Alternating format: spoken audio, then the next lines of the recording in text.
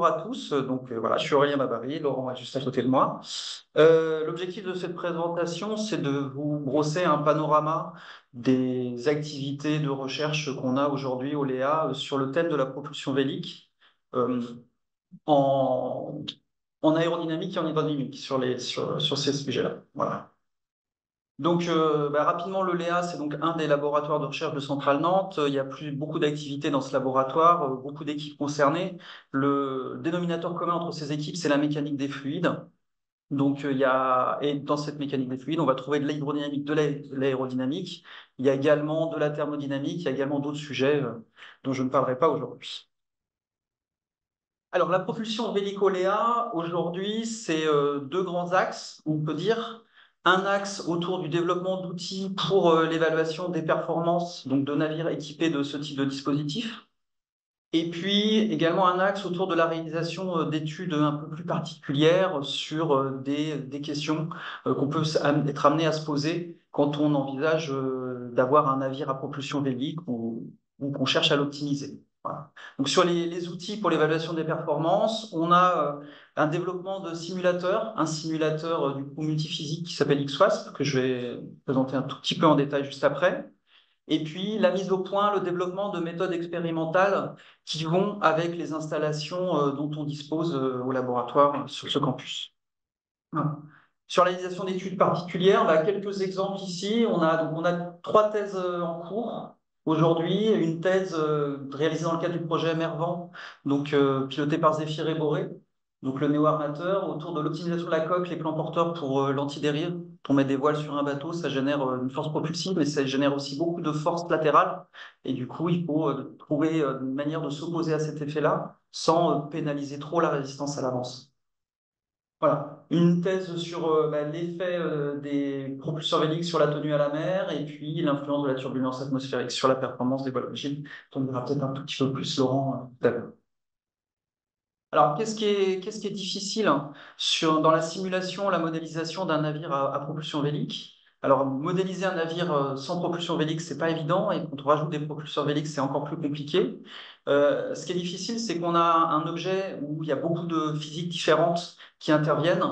On a des effets aérodynamiques au niveau de nos propulseurs véliques. Donc voilà, des effets également sur les superstructures, mais là qu'on va trouver également sur les navires conventionnels.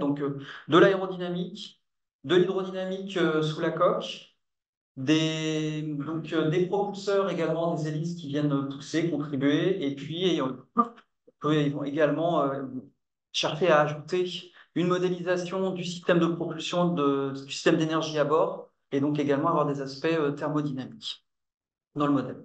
Donc c'est ça qui est délicat, on a beaucoup d'effets, voilà, et la question, tout modéliser dans un seul environnement n'est pas facile. Pour ça qu'aujourd'hui, le choix qu'on a fait, c'est d'utiliser une approche dite système, où en fait on va venir en postulat un peu négliger tous les couplages qu'on va trouver entre ces différents effets physiques, et puis du coup ça va permettre de superposer les différents effets et être capable d'obtenir, d'évaluer la réponse dynamique du navire dans son environnement. Donc, le simulateur XWASP, voilà, c'est un outil qui est open source, qui se base sur un logiciel qui s'appelle XIM, qui initialement a été développé par Sirena, filiale de Naval Group. Ce simulateur, les premières briques ont été réalisées dans le cadre de la thèse de Morand Charlot.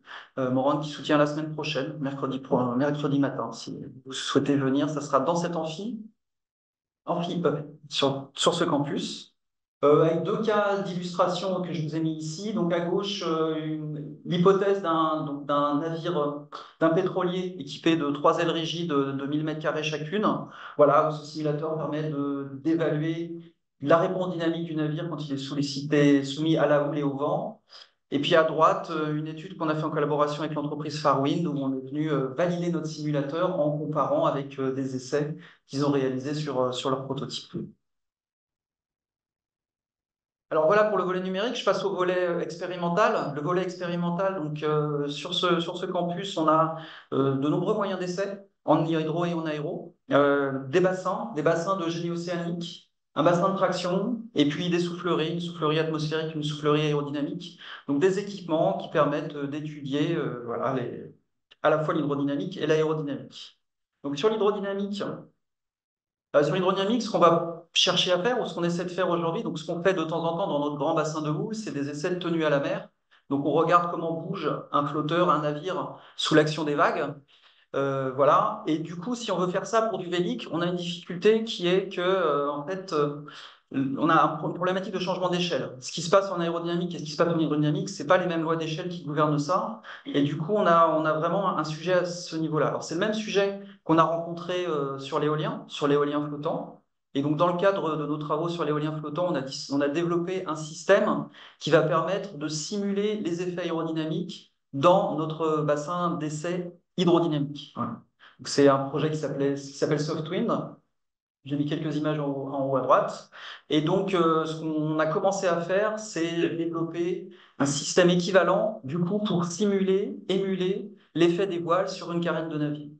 On va émuler l'effet des voiles sur cette carène de navire avec du coup des ventilateurs qu'on va piloter qui vont permettre de générer la force qu'on aurait eu en fonction des conditions de vent qu'on se donne et du coup d'étudier, de coupler les effets et d'avoir du coup des simulations représentatives dans le bassin. Donc, c'est un projet qui a juste démarré, dont j'espère pouvoir vous parler plus en détail lors d'une prochaine édition de ces journées scientifiques. Voilà pour les aspects hydro, je passe la parole à Laurent pour ça. Donc, je vais continuer sur l'aspect un peu couplage, expérience, calcul. En fait, dans la lignée de ce dont vient de parler Aurélien, sur justement l'émulation des écoulements atmosphériques et puis des systèmes qui nous intéressent. En fait, on a travaillé également dans le cadre de l'éolien flottant sur le couplage entre des mesures en soufflerie et des codes de calcul aéroélastique. Puisqu'aujourd'hui, en fait, les outils de prévision de chargement sont basés sur des modèles de turbulence, des modèles de l'atmosphère, en fait, qui sont relativement simplifiés et qui sont trop simples pour prendre en compte d'autres effets qu'on peut rencontrer, par exemple, dans des fermes éoliennes. Et donc, on a développé des interfaces où on va coupler des mesures en soufflerie. Donc, vous voyez un exemple en bas à gauche, là, avec toute une chaîne de remise à l'échelle, et puis pour alimenter des codes de calcul de chargement pour l'éolien, et on commence à le faire aussi pour la partie vélique, donc le chargement sur les voiles, la tendance de voile. Et normalement, en fait, l'aspect couplage bassin avec émulation des efforts aérodynamiques, et ce genre d'approche aussi va pouvoir être couplé d'abord dans l'éolien, et puis peut-être après pour la partie propulsion véhicule. Alors, euh, dans Oléa, donc comme a dit Aurélien, on a la chance d'avoir des installations expérimentales qui nous permettent de réaliser des expériences de manière contrôlée. Donc, on va pouvoir les faire en hydrodynamique et également en aérodynamique. Mais depuis aussi de nombreuses années, on développe des compétences sur l'observation en site réel. Et donc, on peut, notamment pour l'atmosphère, on déploie des instrumentations qui nous permettent d'aller mesurer le vent et les turbulences associées en milieu côtier, en milieu marin également, à l'aide d'instruments tels que des éléments solides qui nous permettent d'avoir des informations ponctuelles, mais surtout, depuis quelques années, des lidars, donc des systèmes basés sur des scans avec un laser de l'atmosphère qui peuvent être embarqués. Alors là, vous avez quelques photos. Ces premières photos, c'est sur le. En bas à gauche, c'était les campagnes de mesure qui ont été faites au Croisic, donc sur la côte.